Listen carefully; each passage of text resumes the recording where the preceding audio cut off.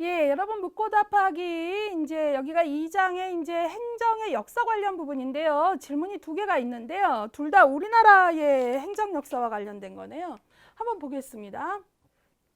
첫 번째 질문입니다. 사회복지 전문 요원이 언제부터 사회복지 전담 공무원으로 변경되었나요? 뭐 이런 얘기예요. 이거 이제 우리가 역사와 관련된 문제 풀다 보면 너무 자주 등장을 하죠. 그래서 제가 공적 사회복지사와 관련해서는 공적 사회복지 업무를 담당하는 공무원과 관련해서는 초기의 명칭이나 그다음에 최초의 공적 사회복지사가 배치된 연도, 그리고 이게 어떤 이유에서 이제 용어가 바뀌고 또 별정직에서 일반직으로 됐나, 이런 과정들 중요하다고 했고요. 아마도 실천론인가에서 이제 유사한 질문이 한 번 더 나왔던 것 같은데, 여기서 이제 행정에서도 중요한 내용이니까 한번 보도록 하겠습니다. 일단요, 사회복지 전담 공무원은 이제 지금 현재 쓰는 용어죠. 공적 사회복지사를 우리가 지금은 사회복지 전문 요원이라고 쓰지 않고 사회복지 전담 공무원이라고 하는데요. 저소득층에 대한 빈곤의 예방 및 대상자들의 욕구 충족, 그다음에 자활을 지원하기 위해서 복지 사업을 이제 그 공적 사회 복지 사업을 효율적이고 전문적으로 하기 위해서 이제 도입이 됐어요. 그래서 이제 하는데, 이 경우에 일단은 뭐 사회복지사 2급 자격은 기본적으로 갖고 있으면서 이제 공무원 시험을 패스한 사람이 일을 하게 되고요. 그리고 이제 그 뭐 읍면동에만 초기에는 배치됐는데, 지금은 뭐 시군구 읍면동 뭐 해갖고 이제 배치가 훨씬 더 넓어지죠. 예, 그래서 이제 그 요소도 같이 보시고요. 일단은요, 사회복지 전문요원에서 언제부터냐고 했으니까 외우셔야 돼요. 사회복지 전문요원은 1987년에서 전문요원 꼭 외우셔야 되는 연도입니다. 그래서 1987년부터 저소득 밀집 지역에 중심으로 됐고요. 여기에는 사회복지 전문요원이라는 명칭을 썼고요.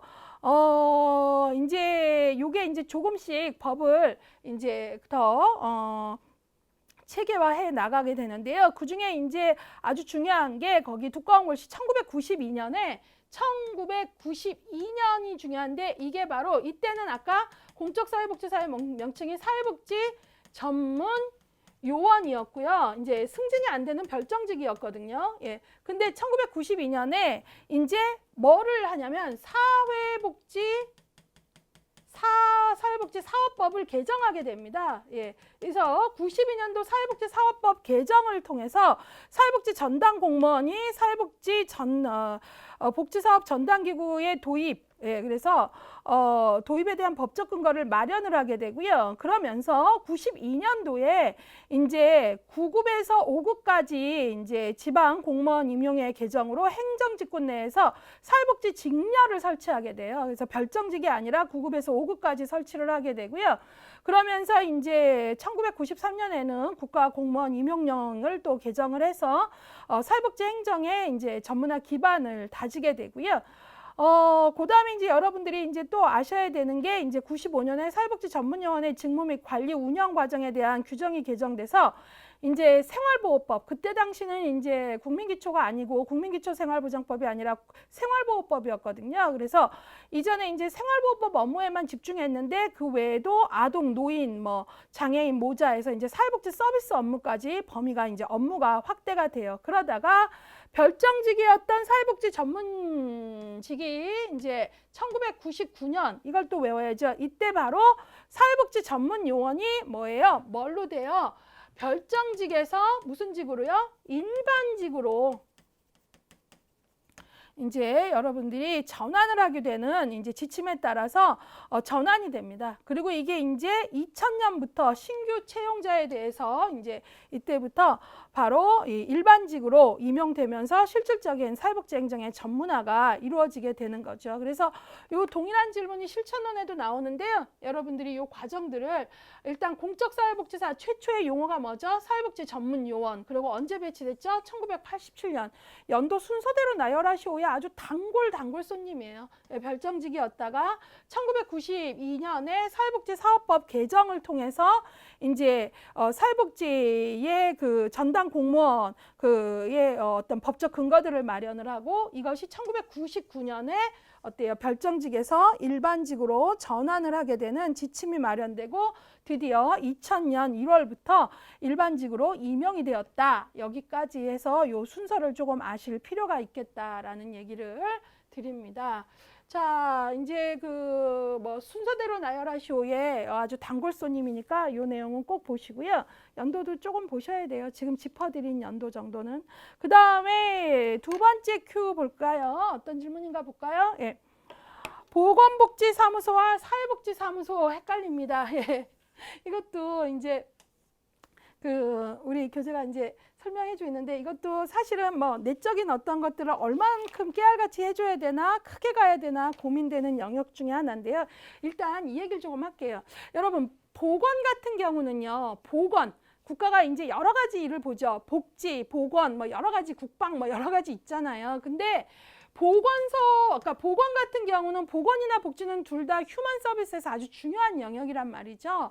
그런데 보건 같은 경우에는 여러분들이 말 그대로 시군구에 이미 보건의 업무만 전담하는 전담기구가 있어요, 없어요? 있잖아요. 무슨 소가 있죠? 보건소가 있어요. 그래서 보건소, 그 다음에 더 작게는 보건지소 뭐 이런 식으로 해서 전달체계가 시군구 단위까지 확실히 마련이 되어 있고 그 다음에 뭐 보건지소니 뭐니 해서 더 아주 그 말초 전달체계까지 되어 있단 말이죠. 그런데 복지는 인간의 그 삶에 있어서 보건만큼이나 중요한데 공적 영역에서 보건은 공적 영역에서 말 그대로 최일선 전달 체계가 일단 시군구 수준까지는 확실하게 마련돼 있잖아요. 전국 어디에나 보건소가 있고. 근데 복지는 보건만큼이나 중요한 인간의 욕구임에도 불구하고 공적 복지와 관련돼서는 이렇게 독자적이고 전담으로 그 업무만 보는 전달기구가 전달체계가 없는 거예요. 그러니까 이거는 사회복지 쪽에서는 말 그대로 수건사업인 거죠. 어떤 얘기인지 이해가 가시죠? 그래서 공적 전달체계를 보건의 욕구는 저렇게 잘 마련되어 있는데 복지는 왜 독자적인 그 업무 기구가 없는가? 왜냐하면 이제 있다고 하더라도 이제 일반 행정 업무 보는 영역에서 같이 되어지고 하는데 그렇다고 해서 복지가 보건만큼 인간에게 중요하지 않은 욕구냐 그렇게 말할 수는 없는 거잖아요. 그래서 이 독자적인 전달 체계를 갖는 게 아주 중요한 수건 사업이었어요. 그래서 대부분 이제 이런 것들을 하면 시범 사업을 하고 시범 사업을 해서 그게 성공적이면 점차 확장해 가면서 자리매김을 하게 되는데 안타깝게도 결론만 말씀드리면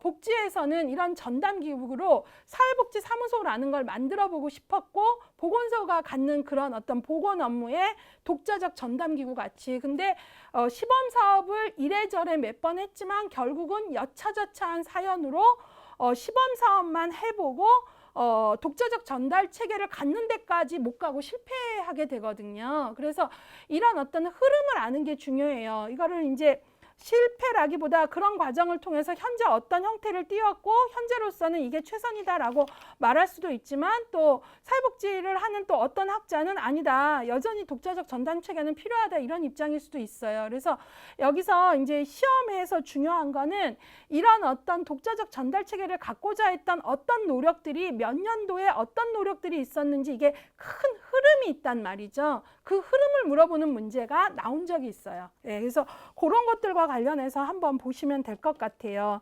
그러면 이제 크게 지금 하는 얘기가 뭔지는 좀 이해 가셨죠? 예, 보건복지사무소, 예, 사회복지사무소, 예, 이제 이것들을 좀 얘기해 볼게요. 사회복지사무소는 시군구 단위의 사회복지사무를 전담하는 행정기구로서 해당 지역의 주민복지를 책임지는 곳이다. 그랬어요. 그래서 이거를 통해서 이제 사회복지사무소가 설치된다면 시군구 읍면동을 에 따로 설치되었던 사회복지과가 하나로 통합되어 사회복지 공무원들의 사회복지에 관한 업무를 담당하게 되는 이거죠. 그런데 이것들을 이제 아까 보건에 보건소가 있듯이 이런 걸 만들어 보려고 여러 차례 노력을 하게 돼요. 그 내용이 59쪽부터 60쪽까지의 내용이에요. 그런데 제가 이걸 좀 크게 내용에 기반해서 얘기를 할게요. 예, 그게 이제 어떤 식으로 됐냐면 이제 김영삼 정권에서, 그러니까 김영삼 정권 이전에 사회복지사무소 설치 계획을 하게 돼요. 예, 그래서 우리가 사회복지사무소 설치 계획을 하게 되는데, 이게 이제 계획은 했는데 이게 이제 김영삼 정부의 김영삼 그 정권에 왔을 때 정부에서 이 설치 계획이 안 됩니다. 그러면서 그 대신 그러면 그때 당시 보건사회부의 이제 서상목 장관이 보건소의 사회복지 업무를 수행하는 데에 보건소라는 게 이미 있잖아요. 거기에다가 이 두 가지의 욕구는 뭐 되게 뗄래야 뗄 수 없게 노인이나 장애인이나 보건의 욕구가 있으면 복지의 욕구도 같이 있고 하니까 시범적으로 몇 군데만 보건소에다가 복지사무 업무를 같이 하는 보건복지사무소를 이제 해보자. 그래서 처음에 나오는 게 보건복지사무소예요. 그 전에 원래 사회복지사무소로 설치 계획을 세워봤는데 여차저차 이제 정권이 바뀌면서 유야무야 되는데, 그러게 완전히 없어질 수는 없다 해서, 그렇다면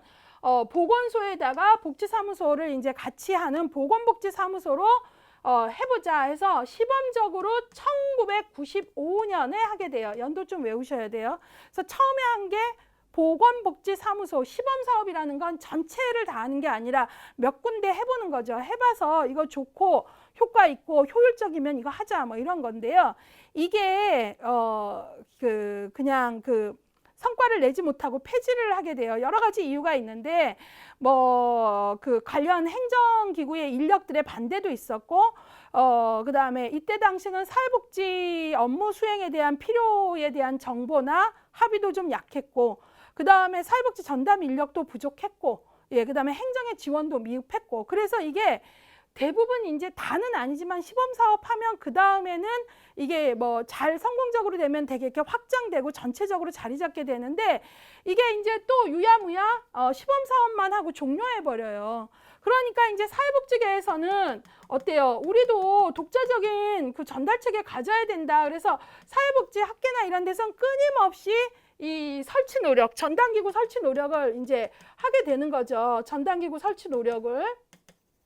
그러다가 노무현 정권에 와서 이제 이 얘기가 다시 한번 논의의 대상으로 올라와요. 그래서 노무현 정권에서 참여정부 뭐 하면서 삶의 질 향상의 정책 과제 중에 하나로 사회복지사무소 해보자 이렇게 돼갖고, 처음에 얘기됐던 게 유야무야 돼서 그럼 보건복지사무소 형태로 해보자 했다가 이게 또 폐지가 되고, 그러다가 노무현 정권에 와서는 이제는 사회복지사무소 해갖고 보건과 같이 하지 말고 사회복지사무소로만 이제 한번 해보자 했는데, 이게 몇 년도냐면 2004년이에요. 이 순서를 좀 외우셔야 돼요. 그래서 이제 이렇게 장황하게 얘기가 옵니다.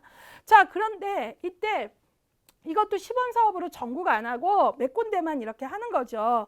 그랬는데 이게 말 그대로 사회복지사무소 시범사업 대단히 희망적이었어요. 근데 이게 시군구에 설치가 되니까, 시군구라는 것은 지역 커뮤니티의 노인이나 장애인이나 이렇게 했을 때 읍면동보다 훨씬 접근성이 멀게 느껴지는 거죠. 그래서 거동불편 노인이나 장애인 소외계층에서 그거 왜 불편하게 그렇게 하냐, 접근성 없다, 또 담당 공무원의 인식 부족, 그 다음에 그 보건복지부가 크게 이렇게 의지를 갖지 않았던, 달가워하지 않는 분위기, 또 이런 식의 또 분위기 안에서 이게 또 시범사업에 또 그쳐요. 그래가지고 다시 시범사업으로만 종료하고 확대되지 못해요. 예.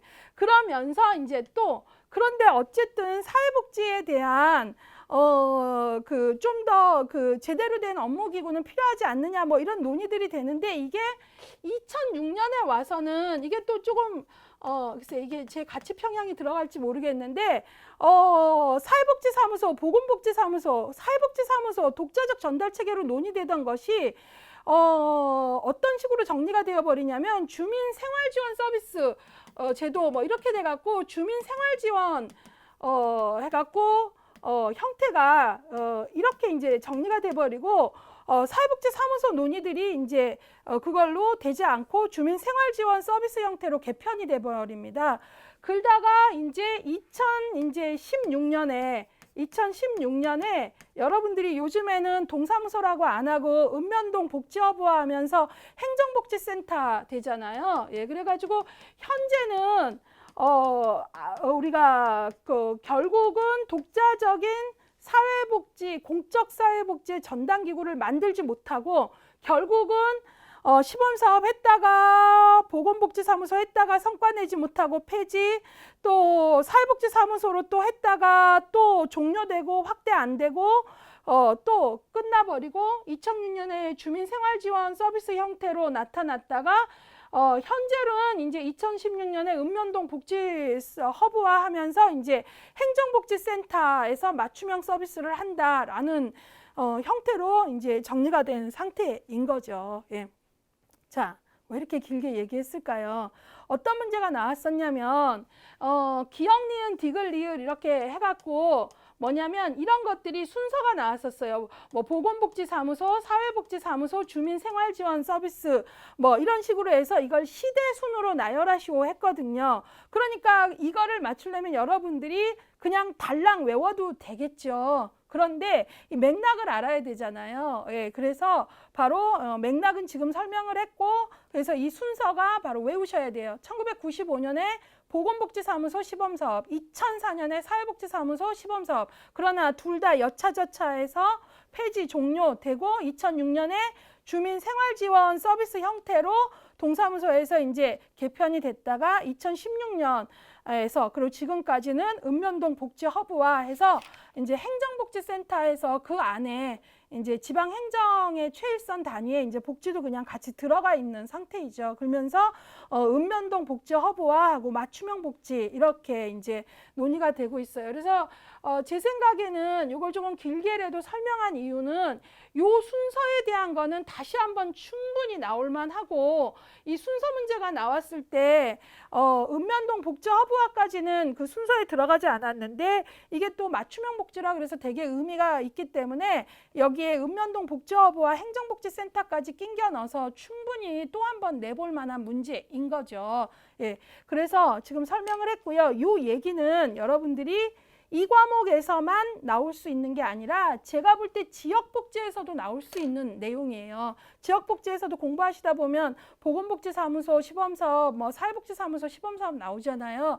같은 맥락의 설명이에요. 같은 내용이에요. 그래서 이게 순서 나열이 다시 한번 나올 수도 있고 그 다음에 왜 이런 사업을 했는지에 대한 어떤 맥락적 이해를 요구하는 문제도 나올 수 있으니까 그런 의미에서 한번 정리하시고 제가 강조했던 연도 95년, 2004년, 2006년, 2016년 어떤 시범사업이거나 어떤 명칭이었는지 정리하시기를 바랍니다.